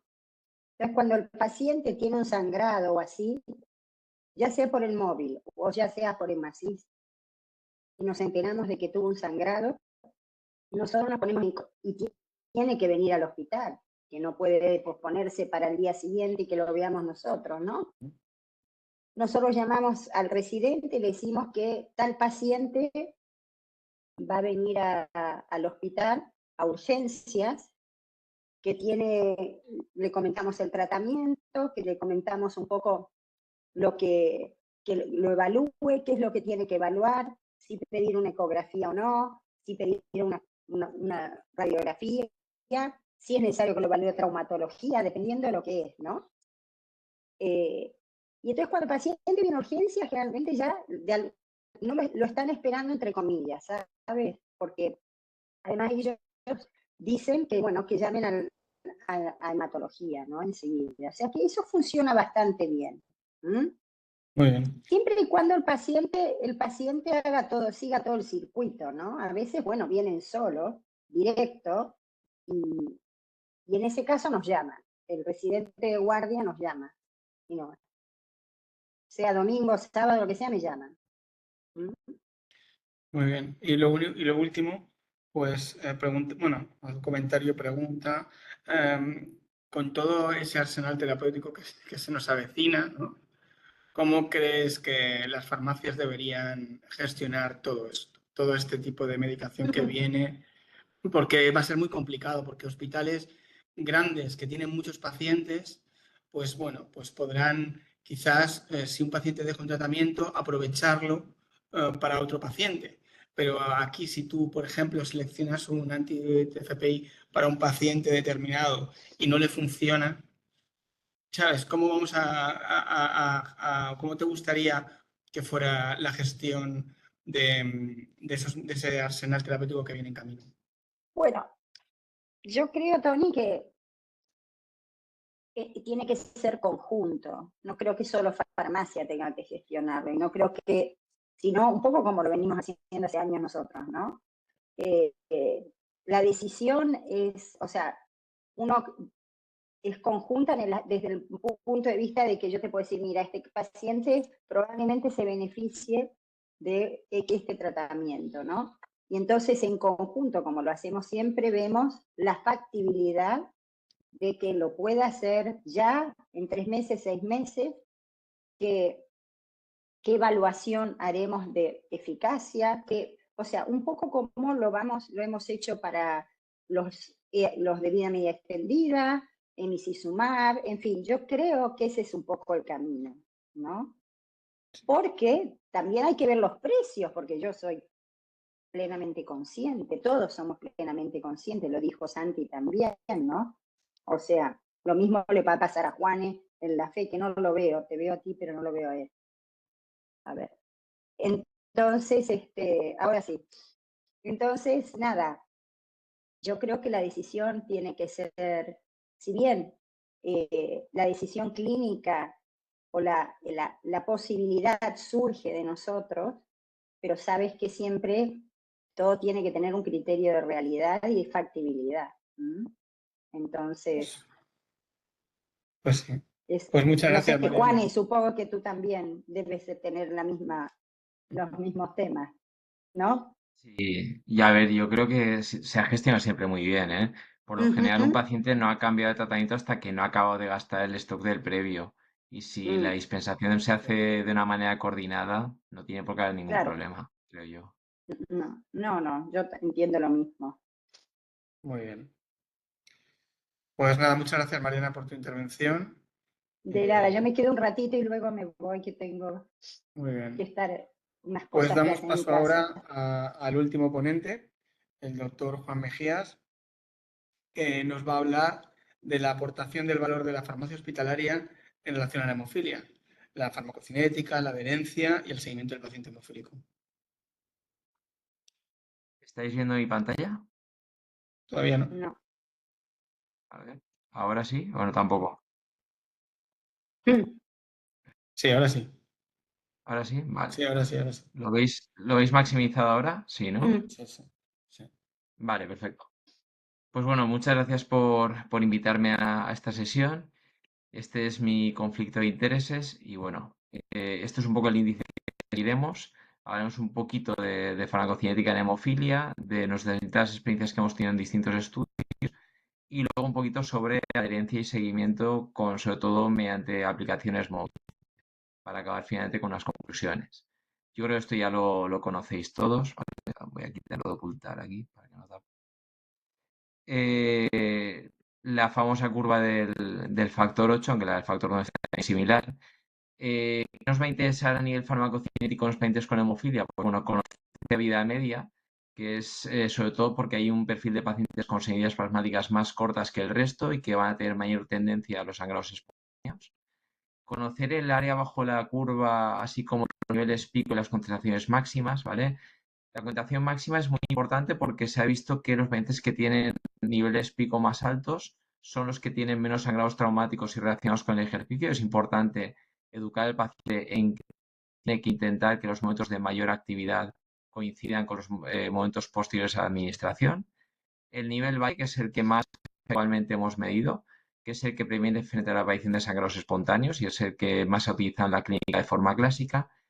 Y el área bajo la curva, que hasta hace unos años solo se medía en el contexto del ensayo clínico y que con algunas de esas aplicaciones hoy en día se puede medir de forma más fácil, y que además ha cobrado mucha importancia con los factores de vida media extendida, porque se ha visto que no solo aumentan la vida media, sino que aumentan mucho el área bajo la curva, maximizando mucho la ventana de protección frente a los fármacos clásicos. Se sabe que hay muchos factores que pueden influir en la farmacocinética de los factores. Factores endógenos del paciente, como la edad o la composición corporal y el peso.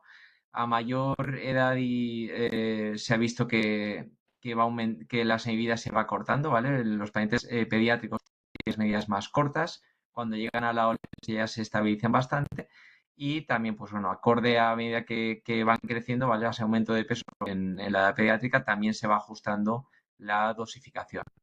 Factores biológicos más difíciles de controlar, ¿vale? O que hasta hace poco no eran tan conocidos, el grupo sanguíneo y el Willebrand, que están muy relacionados.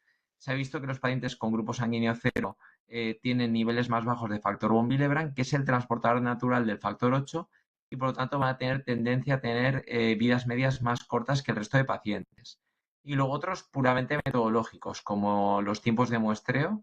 Es importante hacer una buena farmacocinética con los tiempos óptimos para poder medir bien toda la eliminación del fármaco. El método de cuantificación que se utilice, no es lo mismo utilizar el cromogénico que el coagulativo. El coagulativo es el más antiguo y el que, digamos, medía de forma menos precisa la cantidad de factor 8 y factor 9.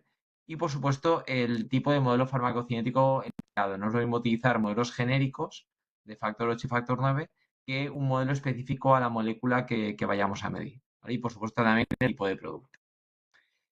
Si de forma clásica se hablaba de que el umbral debía estar en torno al 1%, ya con las últimas actualizaciones de la World Federation se habla de un umbral nuevo entre el 3 y el 5%, que se habla que puede ser incluso mayor en aquellos pacientes que tengan mucha actividad física o que sigan teniendo sangrados con niveles del 5%. En esos casos podría ser incluso niveles superiores. ¿Qué sentido tiene monitorizar la farmacocinética? Pues bueno, nos va a permitir optimizar e individualizar la profilaxis, mejorar el control de los sangrados y ajustándonos lo mejor posible al estilo de vida del paciente, lo que también en gran medida puede favorecer el cumplimiento y la adherencia al tratamiento. Durante muchos años la única manera de hacer una farmacocinética era dibujar la curva de cada uno de nuestros pacientes. Esto requería de entre 9 a 11 muestras en pacientes adultos, 5 en los pediátricos, y requería de un gran compromiso por parte de todo el equipo, desde los médicos, las enfermeras y los farmacéuticos, hasta el propio paciente que muchas veces tenía que quedarse hospitalizado para hacer este estudio. Solo se hacía en pacientes muy concretos donde había sospecha de que tenían vías medias muy cortas o en pacientes dentro del entorno del ensayo clínico. Afortunadamente hoy disponemos de muchas herramientas basadas en farmacocinética que permiten de las infinitas curvas que estarían en estos dos puntos, conociendo que esta curva que veis aquí en rojo sería la curva poblacional para pacientes con una edad y peso similar a nuestro paciente y tratados con el doctor, pues podemos saber que esta curva de aquí naranja, ¿vale?, que es la que más se asemeja a la poblacional y la que cruza estos dos puntos, sea la que mejor describiría la farmacocinética de nuestro paciente. Y estas son algunas de las herramientas que se pueden emplear, ¿vale? Aunque realmente MyPK y Fit ya está prácticamente en desuso y lo que se utiliza es WAPS, que realmente utiliza el motor de Nonmen, ¿vale? Que digamos que es el gold estándar en todo lo que sería estudios farmacocinéticos en distintos fármacos.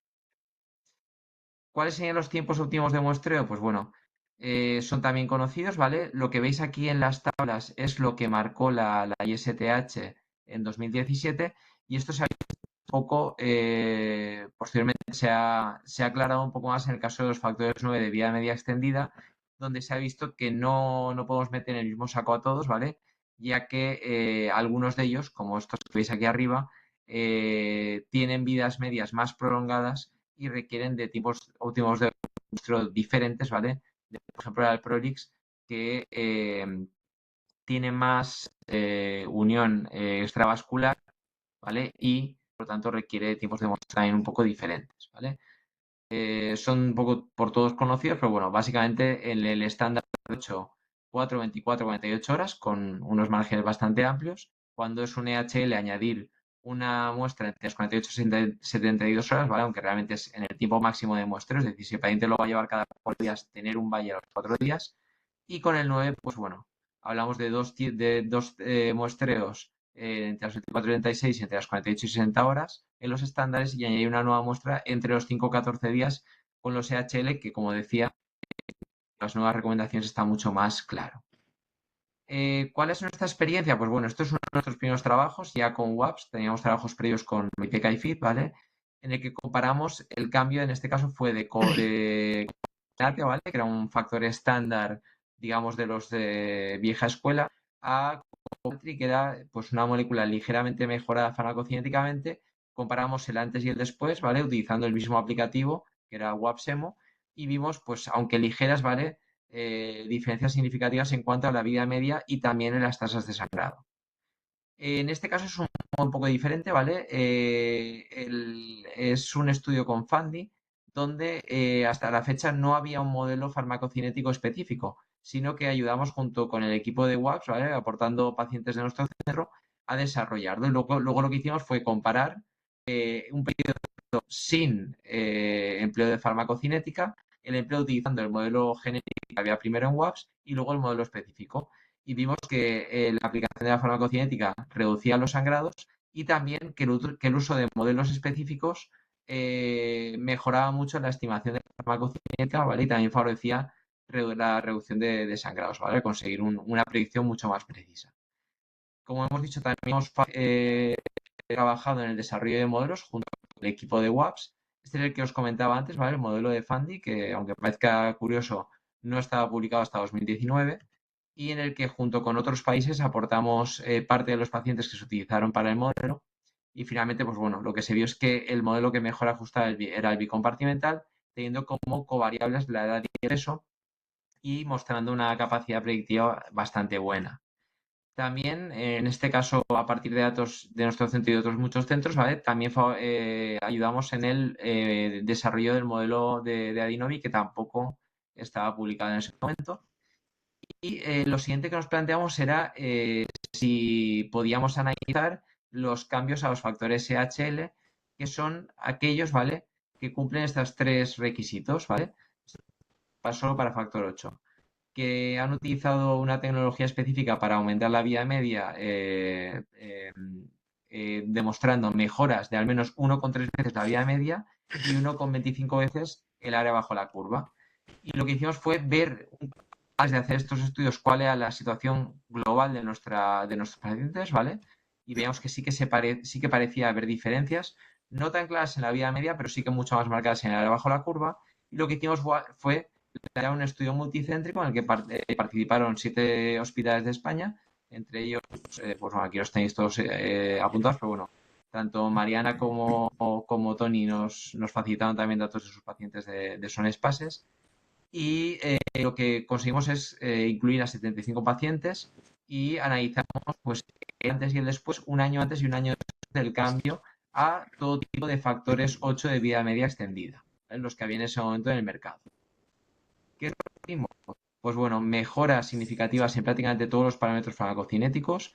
Pues veis, la vida media aumentó unas 5 horas, el área bajo la curva prácticamente se duplicó, mejoró el nivel pico, los niveles en 4 72 horas, así como el tiempo hasta alcanzar alcanzar niveles del 5, el 2 y el 1%, ¿vale? También se vieron aumentados significativamente en todos los grupos. ¿Qué es lo que vimos también? Pues que pasaban de 3 infusiones semanales a 2 infusiones semanales de mediana, y también había una reducción importante en cuanto al consumo. Y esto se tradujo también en una mejora tanto en la reducción de sangrados totales como en sangrados articulares. Esto se vio tanto en los pacientes de menos de 12 años, ¿vale?, como en los pacientes de 12 y más años. ¿Por qué este corte? Porque es el que marca que se puedan utilizar factores pegilados o no, ¿vale? Todos los pacientes de menos de 12 años eran factores del octa y los de más de 12 años podían ser del octa o con factores pegilados. Y como podéis ver, en todos los grupos se vio mejora en la gran mayoría de parámetros. Se cumplían las especificaciones de los criterios que marca que el fármaco sea EHL, y se cumplía un poco lo que ya habíamos visto en nuestra población, que la mejora en vida media es mucho mayor a lo que se esperaba por los ensayos clínicos. y esto también se veía en los distintos grupos de edad, más marcado en los pacientes adultos, ¿vale? Y un poco más modesto en los pacientes pediátricos. ¿Qué significó esto? Pues bueno, una reducción en la frecuencia de dosis del 33%, un 20% menos de consumo y se evitaron unas 39 infusiones al año por paciente. Ya lo hemos dicho también, se vio reflejado en reducciones en las tasas de sangrado, tanto totales como articulares, y esto hizo que pasáramos del porcentaje de pacientes con cero sangrados de cerca de un 27% antes a más de la mitad, ¿vale? Casi un 55% después del cambio. Y cuando hablamos de articulares pasábamos de un 40% a casi un 73%. Y lo que nos sorprendió también es que vimos que mejoraba la salud articular, ¿vale? Tanto respecto a la evaluación del HJHS, evaluable en pacientes adultos, ¿vale? Es sobre todo en pacientes adultos donde vimos esta diferencia. Y también vimos que de los 18 pacientes que tenían articulación diana, 14 pacientes consiguieron resolverla tras el cambio, lo que nos sorprendió bastante. Comparamos también entre tipo de factor, agrupando por un lado en función del método, ¿vale? O del grupo.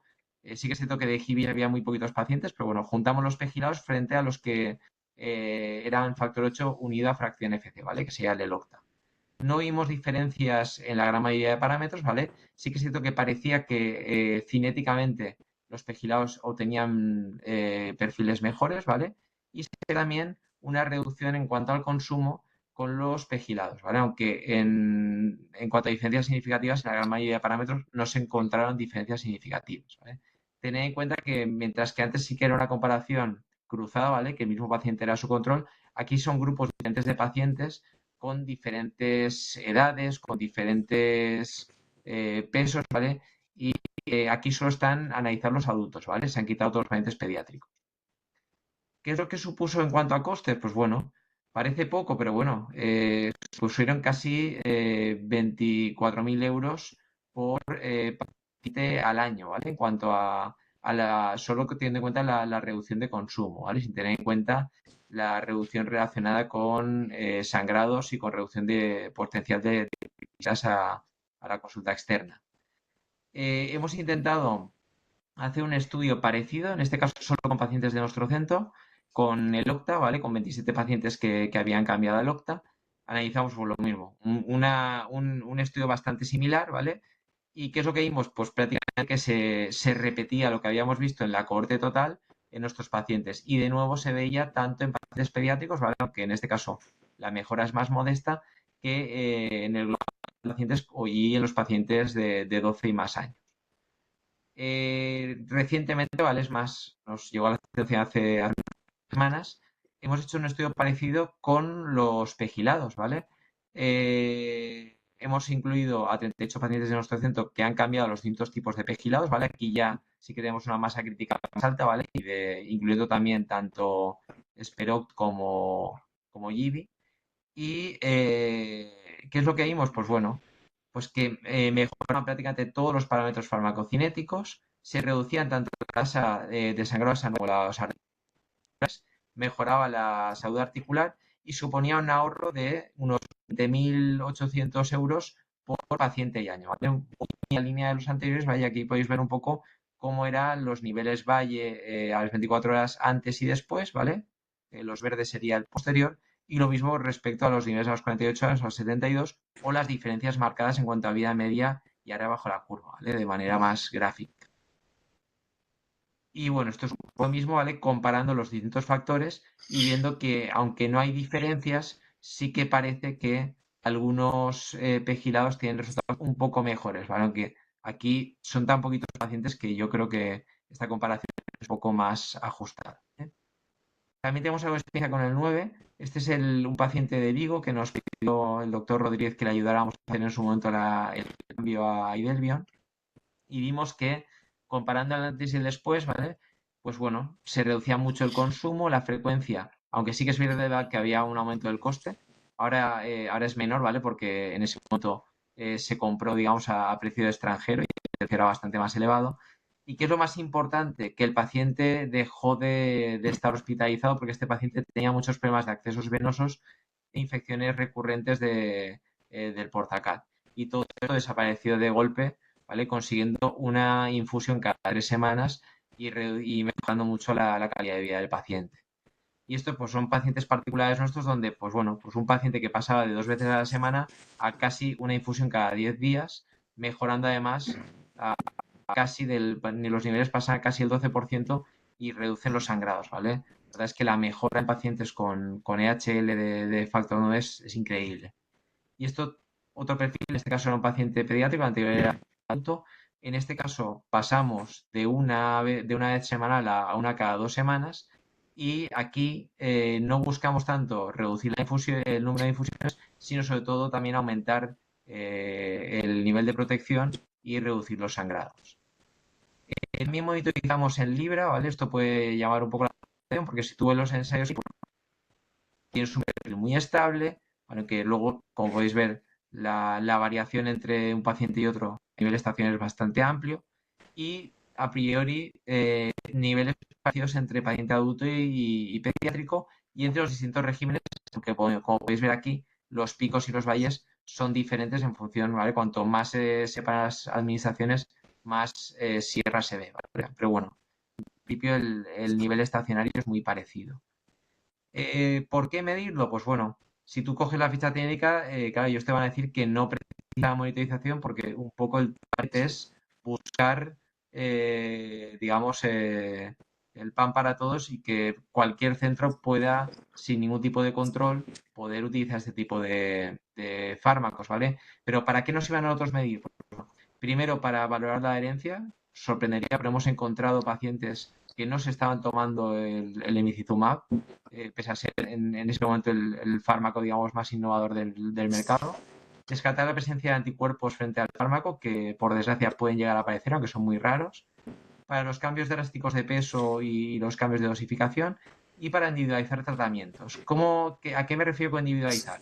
Pues imaginaos, ¿vale? Que ahora es que más presentaciones, inicialmente el número de presentaciones será limitado y nosotros lo que hacíamos muchas veces era ajustar no tanto al peso, sino, digamos, buscar la presentación que mejor se adaptara al paciente, medir los niveles y si veíamos que estaba en rango, aunque estuviera un poco infradosificado a lo que correspondía por kilo de peso, correspondía, si el paciente estaba bien clínicamente y además estaba dentro de los niveles, lo dejábamos infradosificado porque teníamos una manera objetiva de poder ver que ese paciente estaba bien controlado.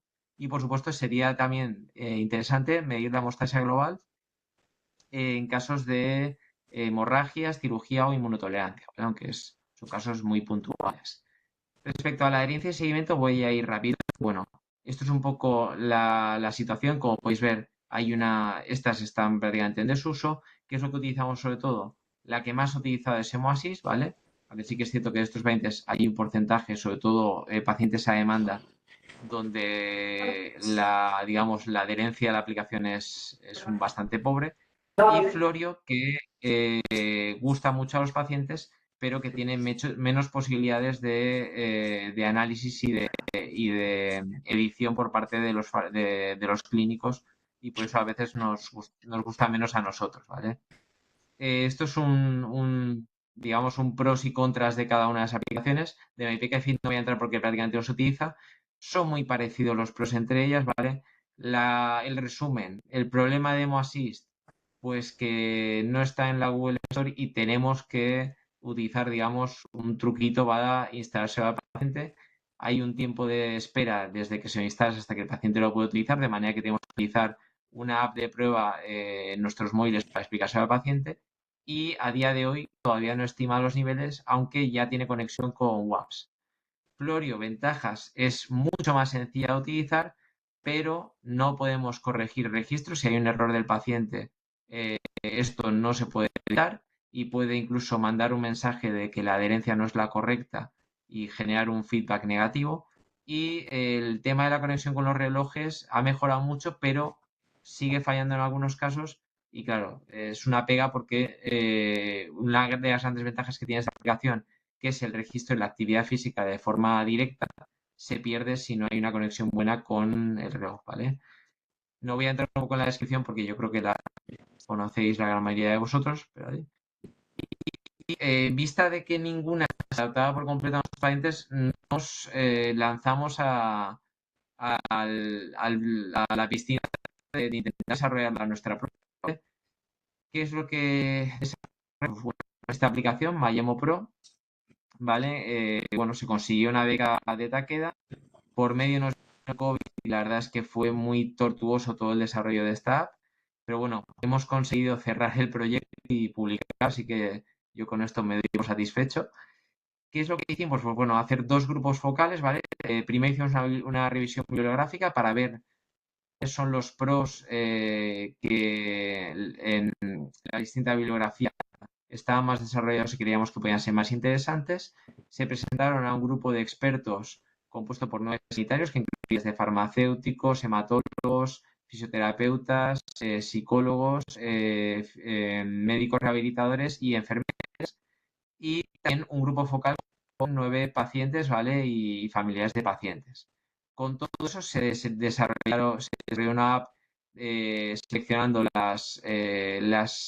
los pros que se han considerado y luego se hizo una prueba de aceptabilidad utilizando el cuestionario MAUC para ver o sea, en qué medida los sanitarios y los pacientes consideran que esa aplicación era útil. Después de la revisión bibliográfica se seleccionaron 30 artículos, de los que se extrajeron 27 y 35 pros, y de estas el grupo focal finalmente se quedó con 11 variables que se incluían en 3 dominios, que serían la hemorragia, el dolor y el tratamiento, y básicamente eran dentro de la hemorragia la localización e intensidad del sangrado y las consecuencias del mismo, en dolor la intensidad, localización, contexto y necesidad de analgesia, y en tratamiento la profilaxis, autopercepción de la eficacia, adherencia y satisfacción. Y con eso se desarrolló la app que os he mostrado antes, y también se pasó el cuestionario viendo que, pues bueno, por lo general aprobaba en todos los términos de utilidad, usabilidad y satisfacción. Sí que es cierto que parece que los sanitarios valoraban mucho más positivamente esta aplicación que los pacientes, ¿vale? Y esto, ¿por qué lo asocio yo también? A que en todo este retraso que hubo en el desarrollo coincidió con la aparición de nuevas aplicaciones, y luego porque, claro, digamos que no podemos competir con aplicaciones que tienen un sponsor o una industria detrás, con desarrollos de forma inmediata, con una informática que responde a tiempo real casi, y la nuestra era, digamos, más modesta y salía perdiendo, digamos, en comparativo.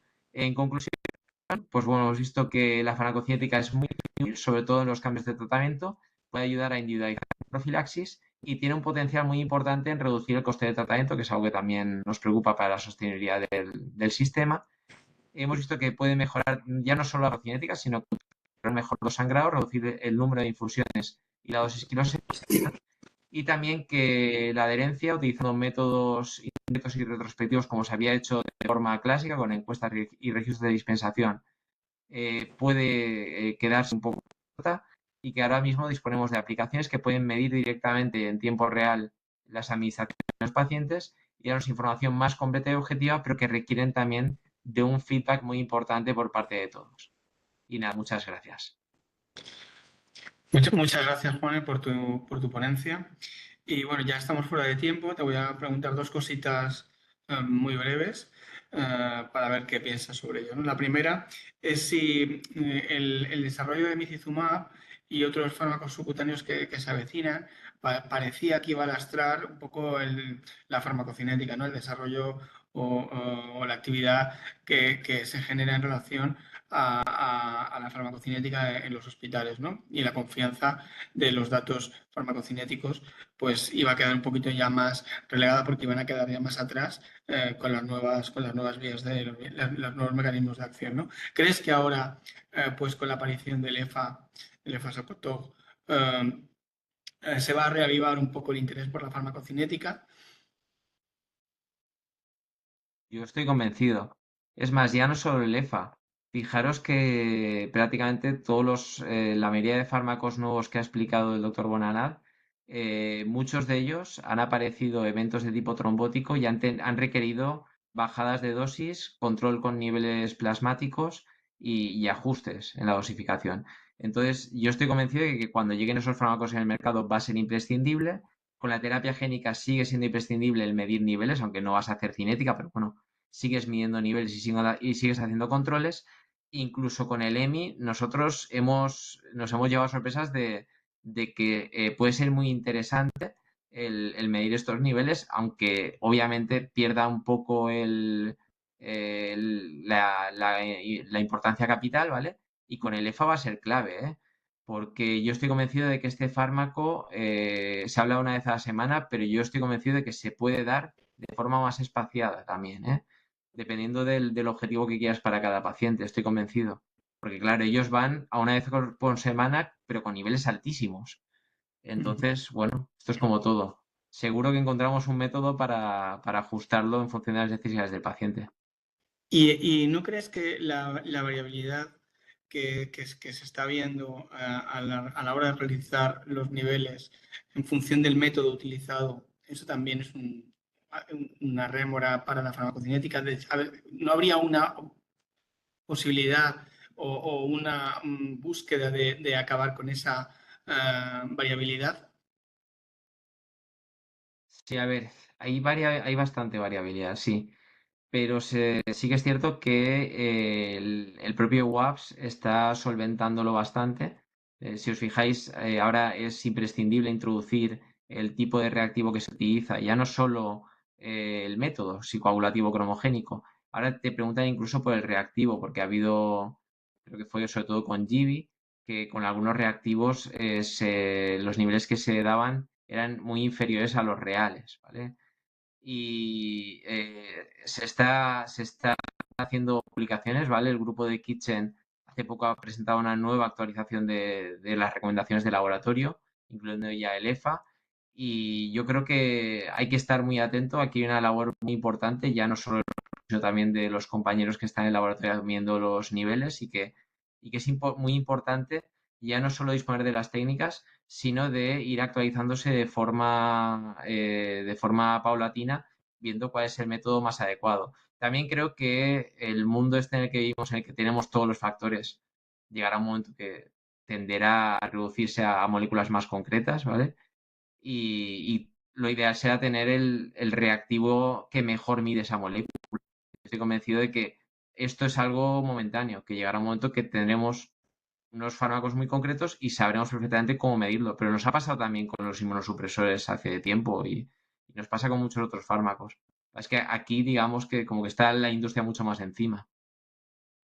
Y por último, te quería preguntar a ver si vosotros habíais visto lo mismo que nosotros o habíais experimentado lo mismo que nosotros. Es que el uso de estas aplicaciones, Florio y HemoAssist, pues ha hecho que la comunicación del paciente hemofílico con los servicios de farmacia pues haya fluido. Los pacientes eran muy de los médicos y ahora a través de las aplicaciones y nosotros el seguimiento que les hacemos a través de ellas, pues ha aumentado mucho la confianza del paciente en los servicios de farmacia. Quería saber si vosotros habíais tenido una experiencia similar. Sí, sí, sí. Bueno, es más, que mientras la primera sesión estaba arreglándole el hemoasist a un paciente, justamente, que me siguen escribiendo a mí porque, claro, aunque ya no me encargo en el día a día, ¿vale? Que si me escriben, pues me cuesta menos el hacerlo yo en un momento que el pasarle, digamos, el encargo a otro compañero. Sí que es cierto que nos ponen, o sea, manera de que te pongan nombre, de que te conozcan y de que seas un facilitador de muchas cosas. Nos ha pasado también ahora con todo el tema que nos está pasando, pues pacientes que no pueden ahora acceder al tratamiento, pues ellos tiran de cualquier persona que tienen. Y pues por suerte o por desgracia, pues también estamos ahí. Y es una manera de poner en valor y me ha gustado mucho la diapositiva que ha puesto antes Mariana vamos, ver dicho por un hematólogo cómo valoran las funciones que puede hacer un farmacéutico. Y esto nos lo dicen hace 10 años y no nos lo creemos. La verdad es que hemos avanzado muchísimo. Pues nada, muchas gracias. Muchas gracias a ti, Juan, y muchas gracias a todos los ponentes y muchas gracias a los asistentes por esta sesión que hemos tenido de actualización de hemofilia y que espero que haya sido de vuestro agrado y vuestro interés. Muchas gracias a todos. Muchas gracias. Hasta luego. Hasta luego. Adiós, muy buenas tardes, gracias.